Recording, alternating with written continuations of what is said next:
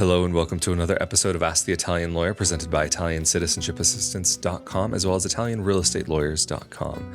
Of course, we are here with Italian attorney Marco Permunian, and I am Rafael Di Furia. And in this week's episode of Ask the Italian Lawyer, I wanted to ask Marco about the Decreto Flussi from November of 2025. Within this decree, it mentioned that for people of Italian descent from 7 nations, that they would have no quota limits that would prevent them from being able to acquire the visa to be able to work in Italy. So Marco, could you tell us what that actually means in a practical sense and how that actually might affect things moving forward? With a decree that was published on November the 24th of 2025, the Italian government has established that descendants of Italian citizens that come from 7 nations, and more precisely from Argentina, Brazil, the US, Venezuela, Canada, and Uruguay, will be able to obtain an Italian work visa without the need to respect the quota limits established by the Decreto Flussi.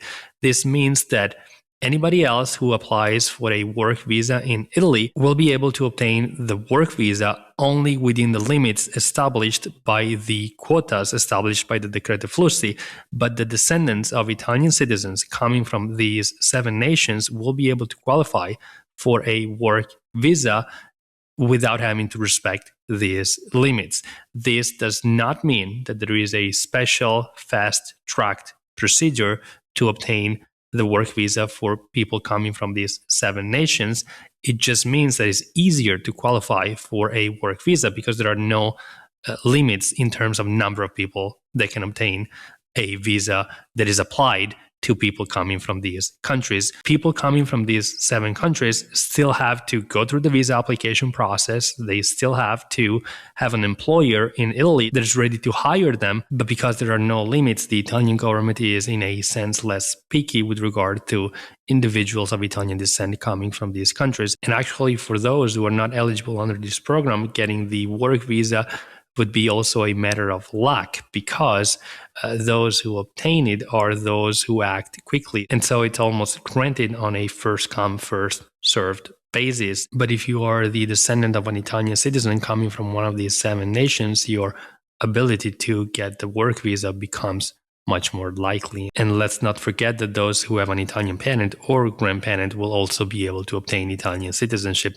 through residency after only 2 years of residency in Italy.